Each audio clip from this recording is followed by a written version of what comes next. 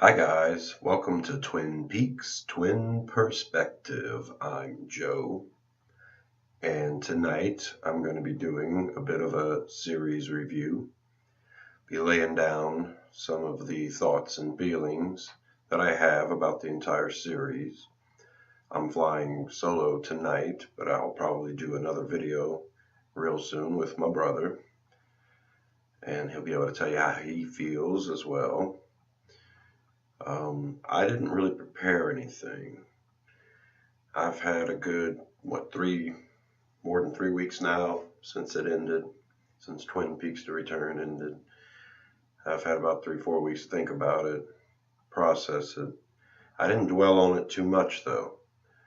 I actually tried to watch a few other things on television. I tried to separate myself from it for a little while. I think all of us probably did to some degree.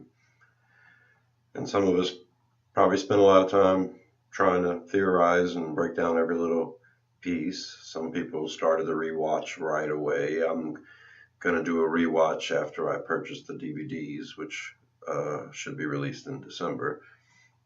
So after I do that rewatch, sometime in the beginning of next year, I'll probably have some more thoughts about it, maybe change and evolve my thoughts and my theories about exactly what in the world is going on, right? But tonight, I'll just be talking about what I liked about it and some of the bits I didn't like, and ultimately how I feel about the way it ended. But really, it's just a feeling. There's nothing concrete here. The way Lynch did it, it's like an artist, abstract. He paints what he feels.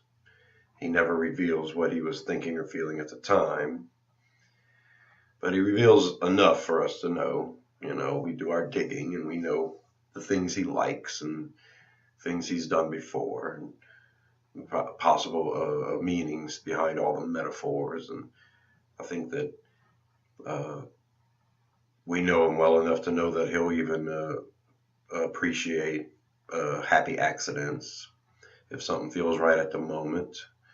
If his hands are tied due to a production and he decides let's wing it, he'll paste something together real quick and he'll fall in love with it at the moment, and all of a sudden Audrey's dancing in front of the jukebox instead of just having a conversation with Donna. So I appreciate the way he approaches art, and I appreciate how he invites the viewers to interpret everything for themselves.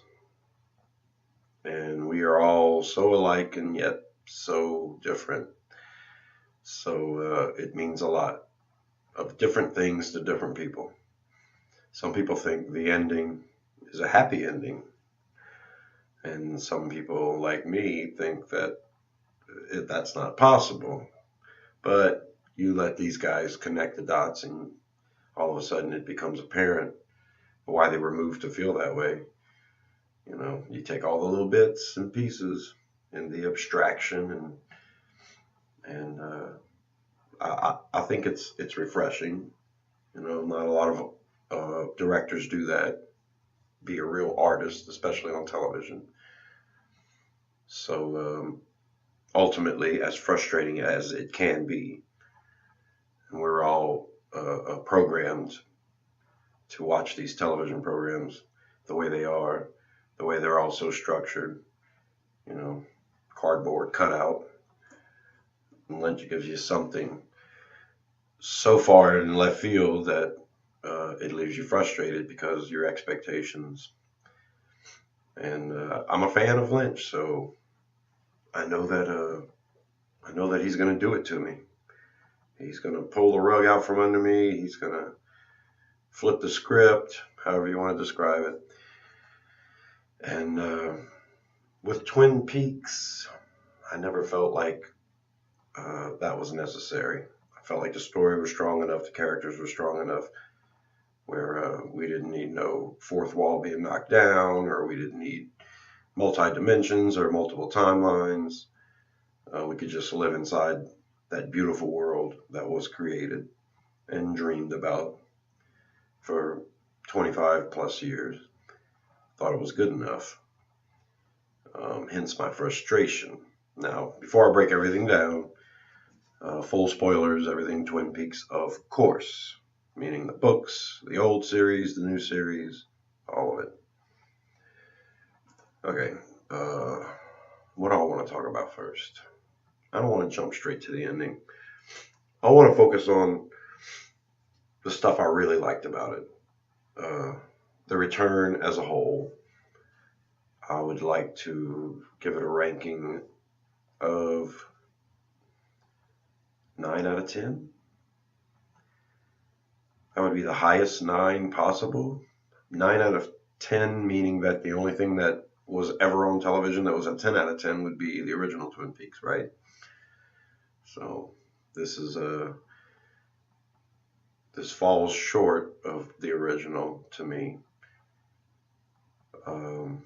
But it's still as good or better than anything else I've ever seen on television besides the original.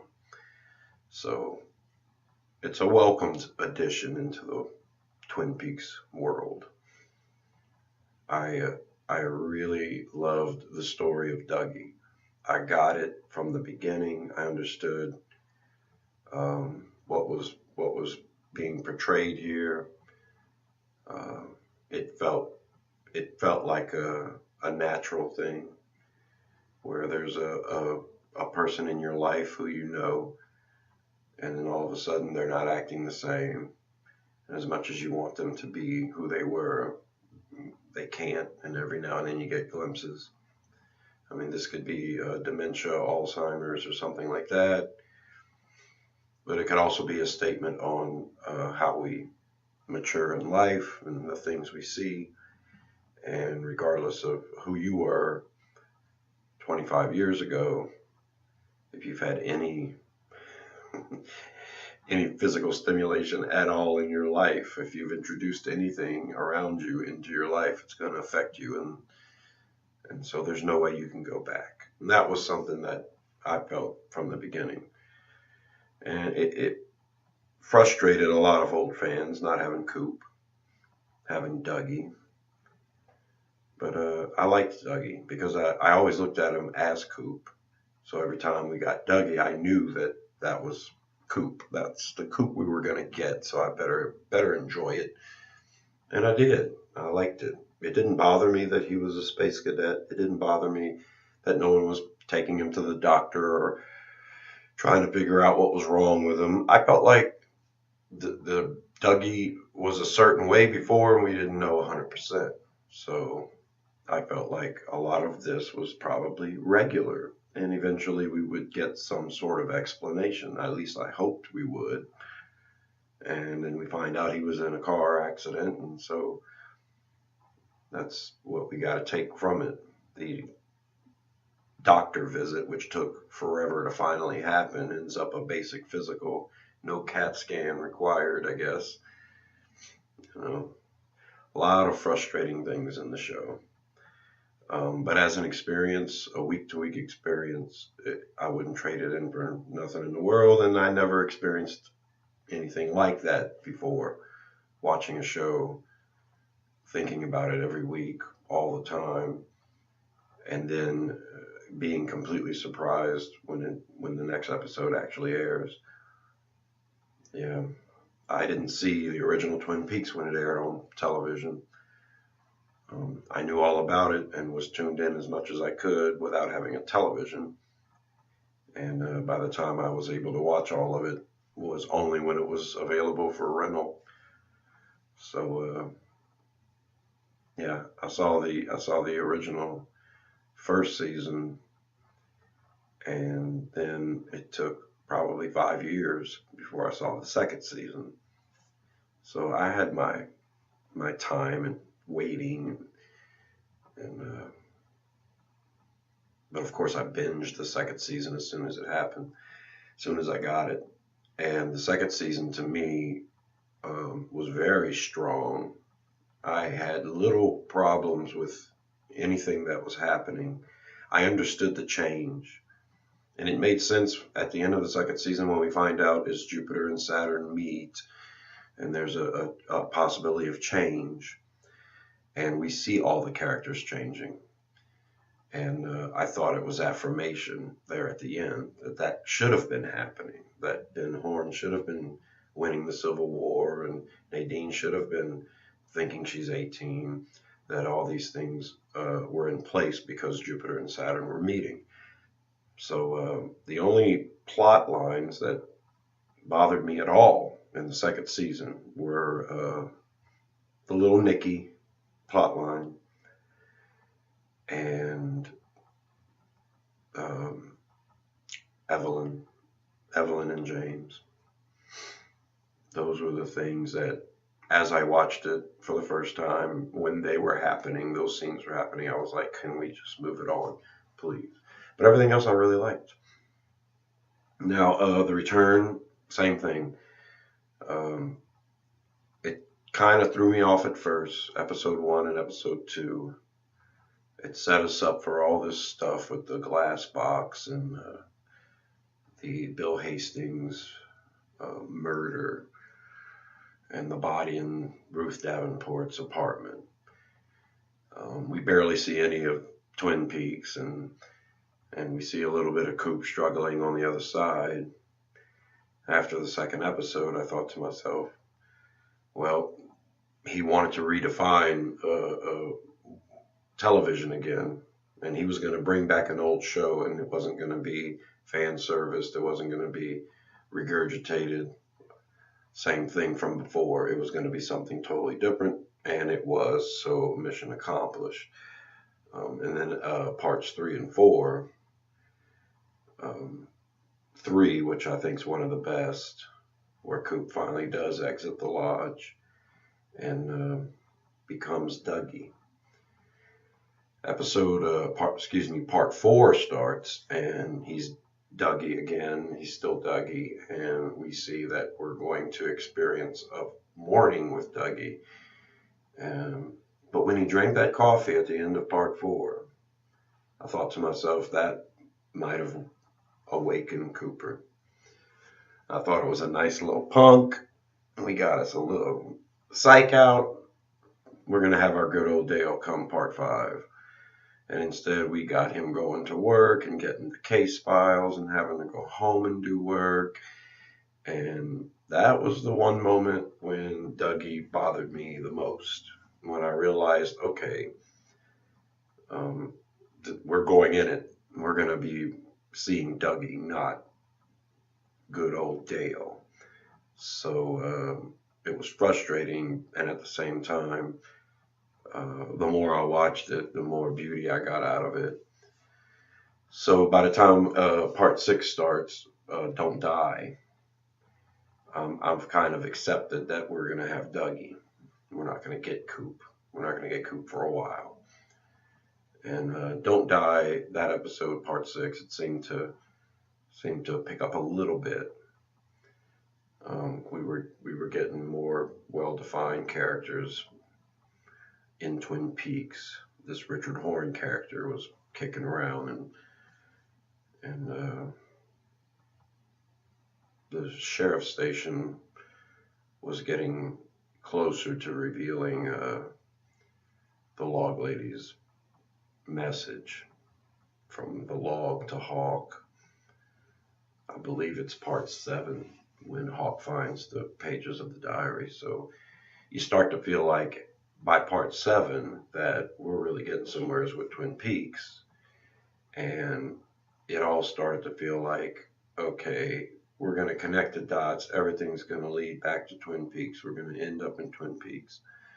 And this is the way the show's going. So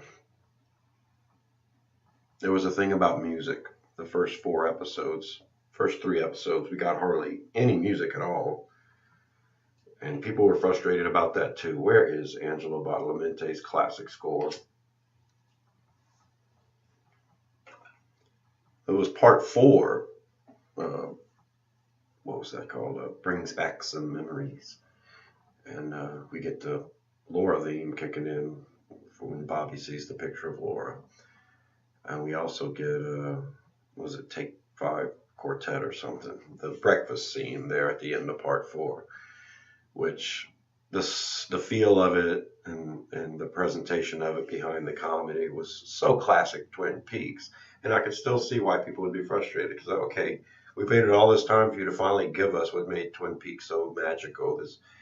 This music, jazzy brushes on the drums and stuff like that. And it's not even Badalamenti. You're going to give us another song. Okay. Yeah, I knew by then that we were experiencing a way for David Lynch to say au revoir, sayonara, not just au revoir, Simone, twice, but au revoir. I am a filmmaker. This is my history. I'm going to introduce all the things that I like to do. I'm also going to give you some stuff that I like that maybe you didn't think I liked, you know. And so when these new old songs kicked in that weren't Badalamenti, I thought to myself, it's revealing David Lynch and it's telling me a lot about, you know, what he likes, and it's reminiscent of his stuff and his style, and not necessarily Twin Peaks.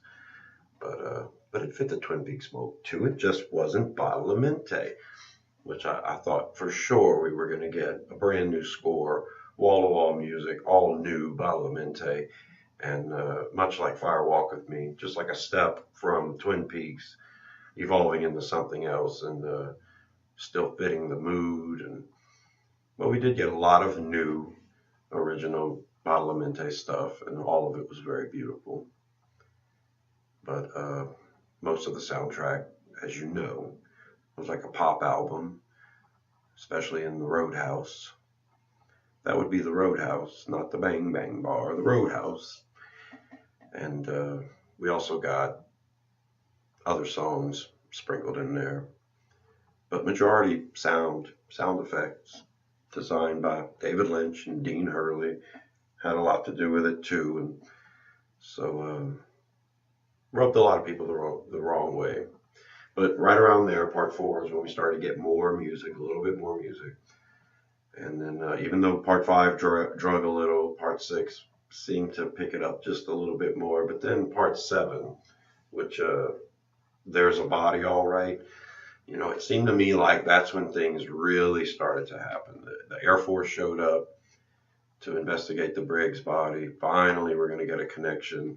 We get the call to the FBI. They've got places they need to go at this point.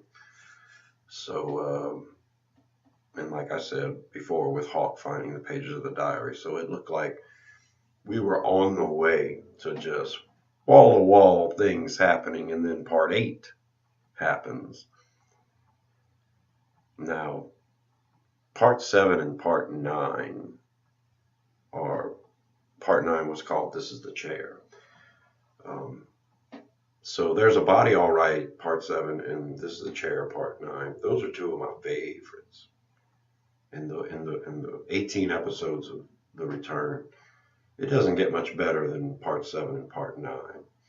And those two together are like, that's a wild 2-hour roller coaster ride, speed racer ride, which is interesting how part 8 kind of just right in the middle of them and stopped all of us in our tracks for a second as soon as we began this momentum, saying, no, we're not going to have your basic Hill Street Blues crime drama, speedy plot beginning to end and solving stuff. No, we're going to give you more to think about. And I think part 8, Godalite, is probably the best episode and widely considered the best episode because of its artistic accomplishment. And it is separate from the rest of the series. I don't know how many people are going to go back and watch all 18 episodes, but I bet a lot of people will go back and pop in part 8 and just watch it as a separate entity. So it's like this thing where, to me, part 7, part 8, and part 9 were all 10 out of 10 brilliant, but for different reasons. And in the way this ultimate 18-hour fiasco was cut up, you've got part 8 just split in part 7 and 9. So there's always this little bit of frustration there. You get introduced to characters, you focus, and then you don't hear about them again for 4 episodes, and you expect things, and then you have to wait a month viewing time before you finally hear anything about it. And of course, by then you've forgotten all about it. I mean, there's so much other stuff they bring in. I think it was probably around part 11 when I started realizing, okay, whatever we were focused on 4 episodes ago is what we're probably going to get solved now. And yeah, that kept up. Every now and then they would have a timeline that would continue, a plot line that would continue. For a while, it was the FBI. It seemed like wherever they were headed, they were about to do it. And then we skip an episode. They're going to go find someone in a bar at the end of part 4. And I don't think it was until part 6 that they found Diane. And then they find her. That's it. You just see her, and that's it. And then you have to wait until there's the discussion again. So little things like that. Well, that's about as linear as you're going to get with the storytelling. Is about as normal as you're going to get. When something happens and there's a cliffhanger in the next episode, they actually address it. It was rare. It happened. Like I said, part 7, part 8, and part 9 was as good as television gets. Then part 10 happened. Laura is the One. And I really liked part 10, but there were things about it that frustrated me, and things that were too slow, and things that didn't really matter. Didn't seem to matter. So I think that part 10 and then eventually part 12, which was Let's Rock. That's when we were introduced to Audrey for the first time, and the French girl scene and all of that. I think part 10 and part 12, those were the 2 parts after 7. From 7 till 16, it was perfect, in my opinion, except for part 10 and part 12 was just a little bit of a letdown to me. But every episode besides that, from 7 to 16, was perfect to me. Like I said, I can't talk enough about 7, 8, and 9. 10 was a hiccup, but 11 was one of my favorites. There is fire where you are going. And then you get the hiccup again with part 12, Let's Rock. But then 13, 14, 15, and 16, I thought the build up, I thought everything, the progression, where we were going, I thought everything was very well done. There was hardly any languishing, and when there was, it was almost required because the pace had picked up quite a bit at that point. We were getting a lot of things taken care of. So my hat's off to them, because ultimately, from start to finish, if you can maintain this level of execution, this interest every week, not knowing what was going to happen, the frustration comes from being bottle fed, spoon fed, other ways of being fed, this normal television, the way to do things on television. And I'm glad Lynch is there to do things differently. I don't always like directors or movie makers that are abstract that way. I don't like to be challenged that way to the point of feeling frustrated because you feel like there is no ending, there is no resolution, there's no fulfillment. But Lynch usually gives me that. He gives me enough for me to find that. I'm not sure I found that yet with Twin Peaks on a narrative way of thinking of things. But as an impression, I don't know if it was Lynch and Frost's intention or not, but the overall impression to me was you can't live in the past. You're going to be different than you were, and If you see someone that you haven't seen in 25 years, you're not necessarily going to know who they are anymore or even like them. God forbid if you do, because if Lynch is telling the story, you probably won't find out a whole lot about him. But you can't focus on the future either. You can't live always looking to something that hasn't happened yet. You have to actually stop and smell the roses every now and then. You have to enjoy the now. Take advantage of what's there for you. Be grateful, be happy. But never, ever think you can go into the past and fix things. Now, this is just a way that I've felt my whole life. And a lot of people might feel differently. I like Back to the Future. But other than that, let me see, Time After Time. There's another one that's a time jumping movie that I like. But normally, the idea of going in the past and changing things, to me, is kind of goofy. Do I wish I could go back into the past and do things differently? I remember thinking after high school, well, if I could just go back in the past, if I could start over from this spot, I would chase that girl of my dreams and maybe work out a little more so I could make the football team. I was good at football, but I was always a little too small, so I would have had to try a lot harder just to meet the requirements, just to get the ball in my hands to try out. And once I did, of course, I felt like I'd be able to make it.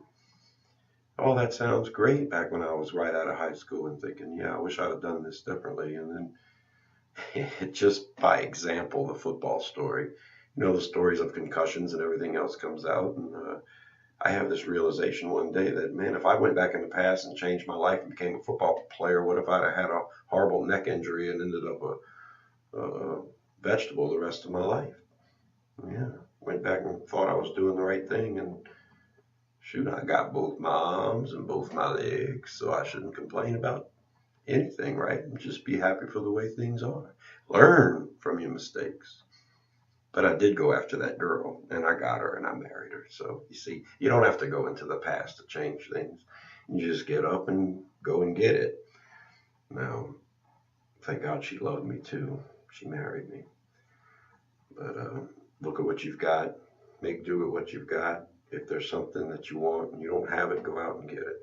No, I don't know. People may not have got that from The Return. That's what I got from The Return. I wanted Twin Peaks back so bad.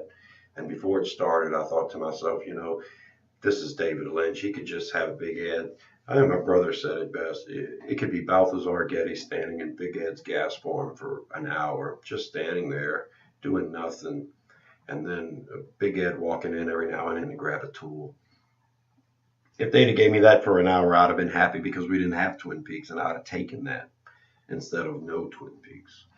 So I realized after this month removed from The Return that we were lucky to have it, and I'm happy that we got it. And it ended the way it did, which was very frustrating. But overall, I'm very happy for The Return. It was brilliant. It was brilliant movie making for television. I expected to be nominated for multiple Golden Globes and Emmys. If I had to choose right now, if I had to pick what I think will be nominated,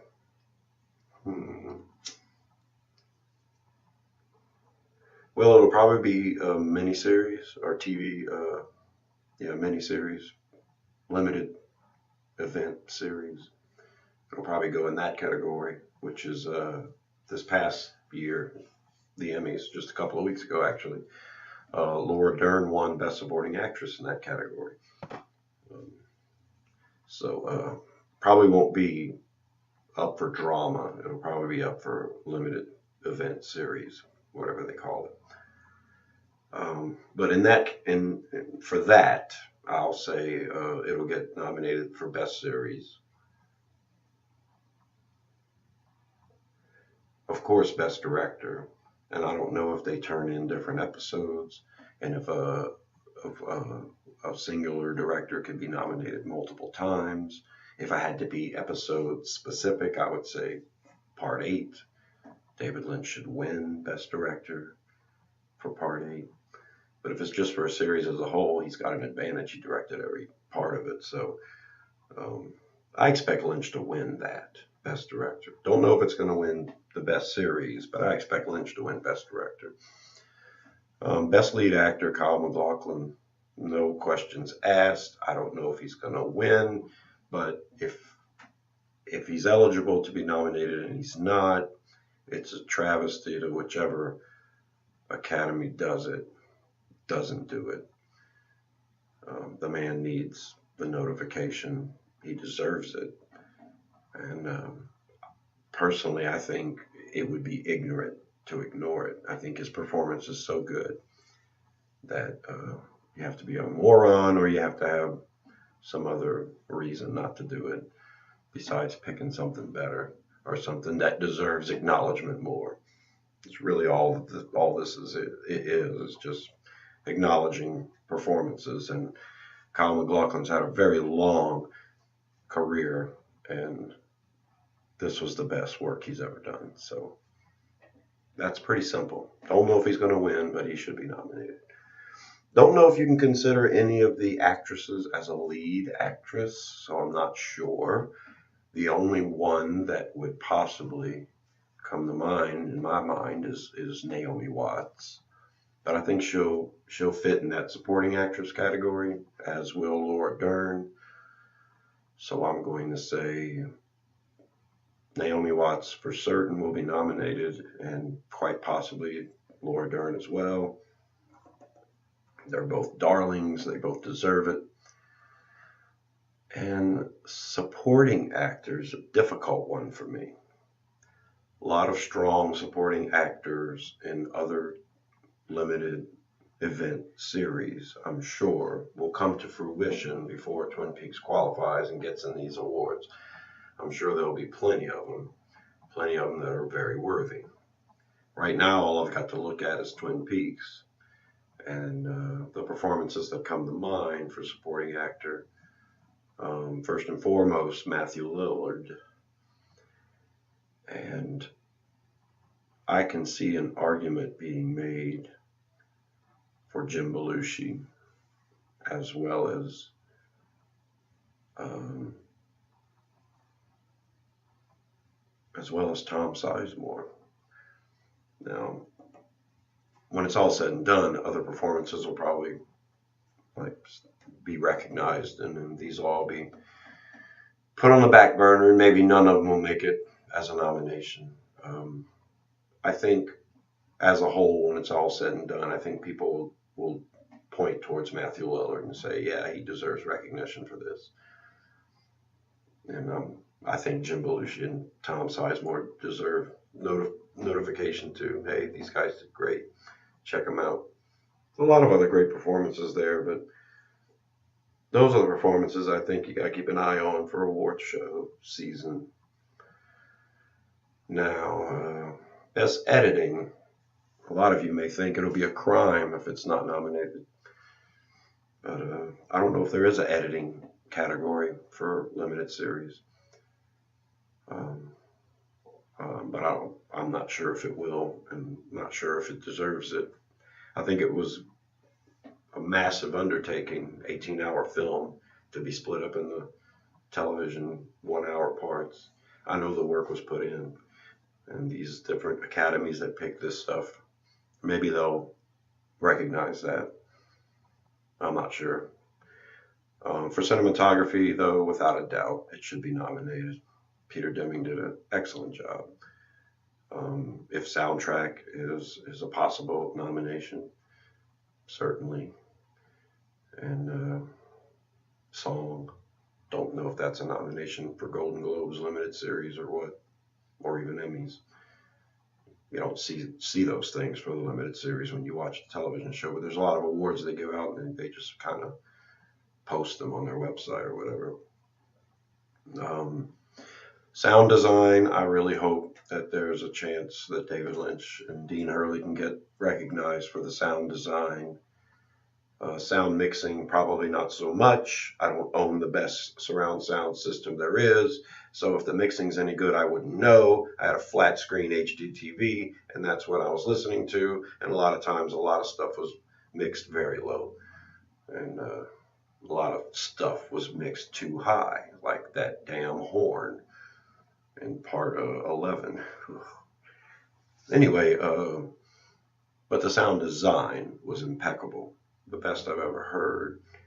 And usually it's a sci-fi movie, some sort of outer space with laser beams and stuff like that, or the car racing movie with the explosions and the bullets and the war movies, and that's usually what gets sound design. But this is something special, and I hope there's a chance, if those awards exist, that they'll get recognized for it, because great stuff, great sound design, and art direction as well, if that's a possibility. All right, that's all I got for the awards. I've thought about that for a while. Okay, back to the theories. I don't have much theories. My initial thought was that Cooper never left the lodge. We saw him leave, but he really didn't.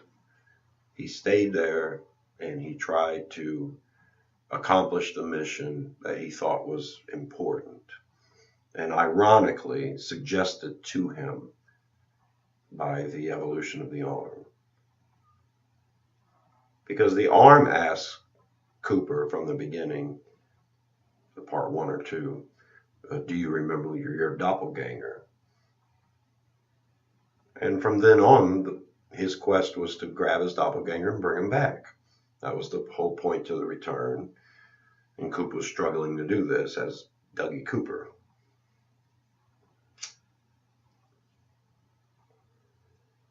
And then you have all the entire series happen, and you have the instance where he seems to contact Philip Jeffries, and Jeffries is able to send Coop back in time, and Coop tries to save Laura.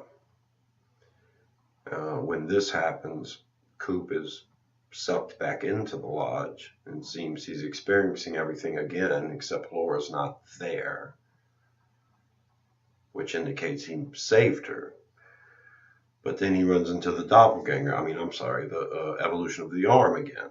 And the evolution of the arm this time doesn't mention the doppelganger. This time he mentions something about the story of the little girl down the lane. After this happens, Laura's there in the lodge again, whispering to him.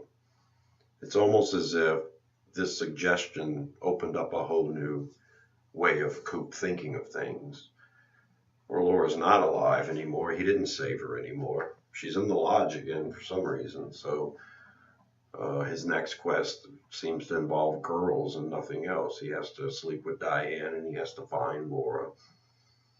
And that ending, I don't know how anyone can get a positive feeling from that ending. I don't.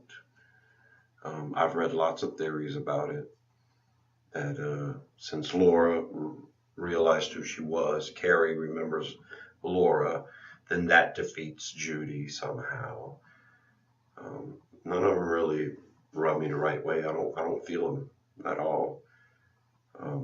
It seems to me as though Coop is still in the lodge, and this time he's influenced by the suggestion of the girl down the lane, and he fails in his mission. His mission was to bring her home, and he grabbed this girl and drug her back to the Palmer house. Okay, so I guess he accomplished his mission, and he thought he was doing the right thing. I'm assuming the reason why he thought he had to find Laura to begin with was because Leland suggested it in the lodge. Both times, before he exited, both times. First time he exited was through a socket and became Dougie. Second time he exited was through Glastonbury Grove. As soon as that happened, it made me think, well, he's leaving for the first time right now. But he turned into somebody totally different, and it's not Dale Cooper, the character that I loved, and one of the reasons why Twin Peaks is my favorite show ever.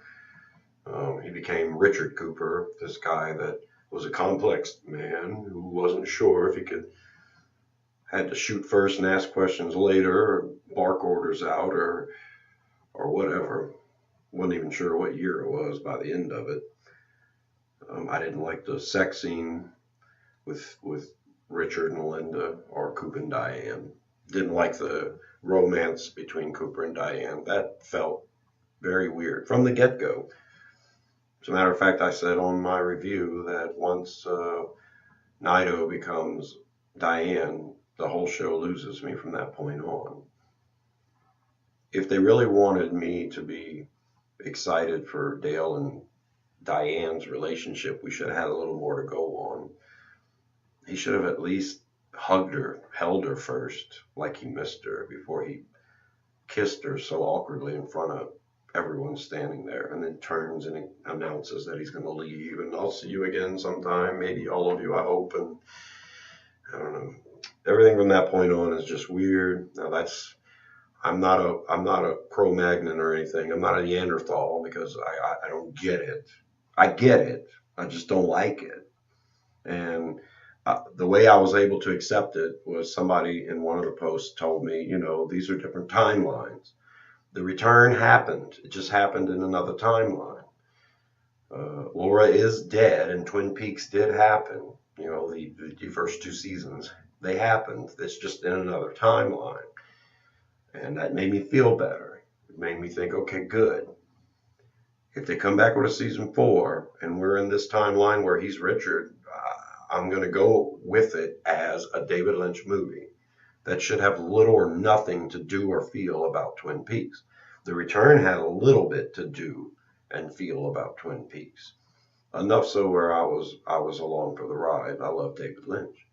But I'm just going to have to approach a season 4 or any other continuation as a Lynch project, using characters that I used to love, but that he's manipulated in a way where I'm not sure how I'm going to feel about him. Oh, I know I'm going to watch it obsessively, but I doubt if I'm going to ever love these characters the way I love the original characters.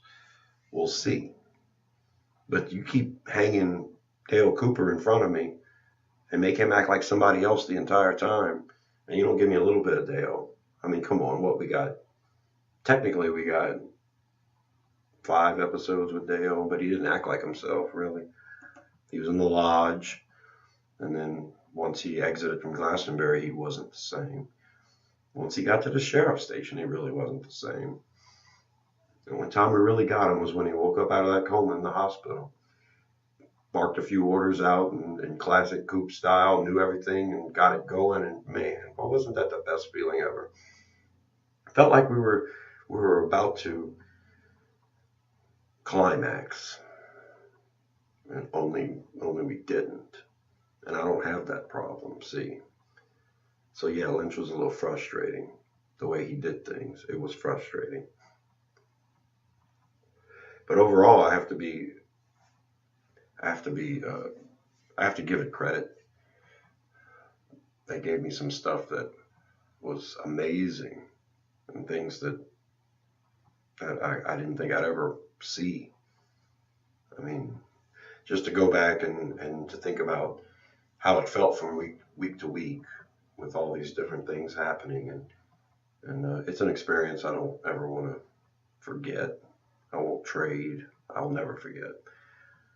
Ike to Spike, Hutch and Chantal, the Mitchum brothers. I don't want to get rid of any of those. I wish Bushnell would have punched somebody. I wish Bobby would have got back together with Shelley. I wish we would have found out what was up with Audrey. And I could go on with about 200 other I wish. But in the end, I'm glad we got it. And I think overall it was an artistic expression that was nothing like anything on television. And I think the people that watched it experienced it unlike anything else that they had ever seen on television. And in that, when you look at it that way, that's a major accomplishment. It's something that I hoped they would do, and they managed to do it. It just bashes your expectations, though, doesn't it? I mean, wow. wanted to talk about one other thing. I wrote down my expectations right before the series finale, and my brother and I did a video on it, and we talked about it. And I've still got them written down, so I was just going to go through them and see which ones were actually met. So just 10 expectations that I had.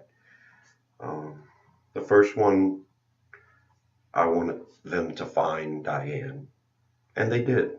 I just didn't like the way it happened, but they did. The next one was find Audrey and basically save Audrey. That didn't happen. The next one was save Sarah. I don't know if that happened. I think we were trying to find Sarah, but not sure if we saved her.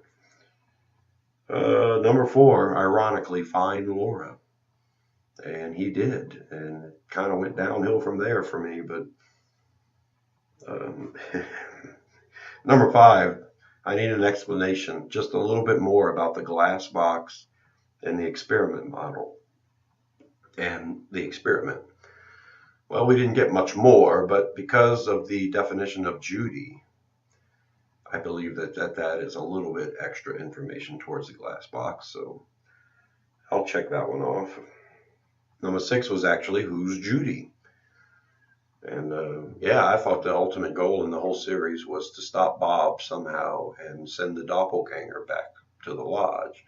And we find out at the beginning of 17, and no, we have to stop Judy too. Not only do we find out who Judy is, but we find out that that's a whole other thing we should have been trying to do the whole time that nobody else knew about. And now I'm supposed to care about it, but I did want to know who Judy was, and we found out.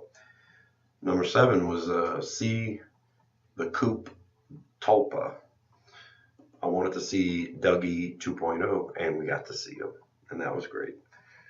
Number 8 was a resolution with Bobby and Shelley. At least give us a direction of whether Bobby was going to get her away, Shelley away from this relationship with Red, or whether Shelley was thinking about a divorce, or if they were going to stay married, or whatever. And I kind of thought that would also bleed into what happened to Becky. But that wasn't on my top 10. I believe if we had got a resolution with Bobby and Shelley, we would have found out about Becky too. Expectation number 9, I was wanting to see Nadine and Dr. Amp at least have one more conversation. I wanted to see their relationship solidified. I wanted to make sure that Nadine was going to be okay. I didn't want Nadine to give Ed this idea of freedom, and then Nadine to be sitting alone and get miserable one day and decide she needs Ed back. I wanted to see Nadine and Dr. Amp together. They didn't have to give it to me. I'm going to assume they did get together. But that would have been nice to see Nadine and Dr. Amp sitting in a booth at the Roadhouse, listening to Julie. And my last expectation number 10, something we've been wondering for 25 years. How's Annie? How's Annie? How's Annie? How's Annie? Well, we don't know how Annie is. We know she appeared to Laura, and Laura wrote it in her diary. But other than that, we have no idea how Annie is, and Coop didn't seem to care because he didn't ask anybody about it. Not even Gordon. You know, we talked about this in our review. Anytime Cooper's journeying, he needs to stop at some point and call Director Cole and say, hey, do I still have a job? I'm still working for you, right? I'm not doing this for no reason. You guys still know I'm alive. Possibly even, what am I supposed to be doing next? Oh, and filling your director in on all the information you've gotten. Somebody needs to buy Coop a new tape recorder. I wonder if he'd call it NATO. NATO, I'm stuck in the lodge. So that's where I'm at right now. I believe if there is a narrative, my only explanation is Coop hasn't left the lodge. He's still there. He's being influenced by his journeys within the lodge. He's trapped in the Black Lodge. Any timeline he chooses to pursue in his own mind it's just going to result to the same thing. Coop has to conquer his own dark self. He has to conquer his doppelganger, his shadow side. He has to solve his own problems before he can become a perfect FBI agent and save Laura and anything else he's trying to do. So that's where we're at. That's where I'm at. I don't know where my brother's at. I think we're going to do another video here soon. We're going to talk about it, and I'm going to let him explain how he feels about it. And thanks for tuning in, guys. Make sure you click the notification bell, because we're going to be doing a few more videos for sure about Twin Peaks. We're also going to be doing the David Lynch Awards, my brother and I. That ought to be fun. And we're also going to be doing the Fucked Up Shit Awards. We're going to be revisiting years where the Academy Award got it wrong, and we're going to get it right. And we're going to focus a lot on the years that David Lynch films were released, because we have a lot to say about that for sure. So click the notification button, you'll know. Sorry about the poor video and audio quality, but you get the content. And if you're a Twin Peaks fan, you're here. You're here for all the discussions. Sorry I couldn't maybe spark you more with theories. This was just my basic breakdown of how I felt about the whole thing. And like I said, overall, a very high 9 out of 10. Shout out to the Mitchum brothers. Shout out to the Detectives Fuscos. A shout out to Constance. You stole my heart, Constance. You stole my heart, Constance. And rest in peace, all those who appeared in the return that aren't with us anymore. God bless you all, from Catherine to Jack Nance and to Miguel Ferrer and even more recently Harry Dean Stanton. And God bless all of you that are still alive and with us in season 4 or a movie or something. An extension of Twin Peaks will be welcomed, and I hope to see all of you there, each and every one of you, with maybe quite possibly a few less Wizard of Oz references, right? No, give it to us, Lynch. I love you, Lynch. And I love you guys too. Thank you so much. Stay tuned, and I'll be bringing you more. This has been Twin Peaks, Twin Perspective, a little series update for you. I'm Joe, and I will see you in the trees. Bye.